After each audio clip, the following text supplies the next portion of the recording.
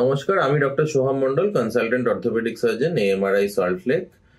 একটা অদ্ভুত কেসের কথা বলছি। আমার কাছে এসেছিলেন শ্রীমতী রমা বিশ্বাস 20 জুনে।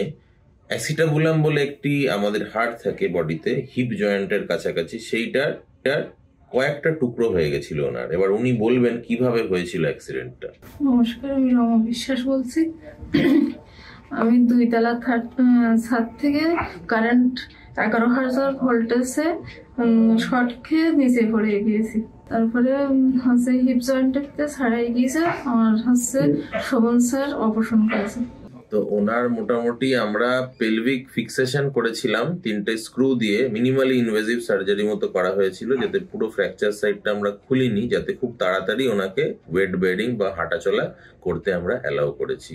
মোটামুটি ওনার 2 মাসে ভালো রিকভারি হয়েছিল এবং ওজন দিয়ে আস্তে আস্তে হাঁটতে পেরেছেন। এখন আজকে ওনার 6 মাস হয়ে গেছে।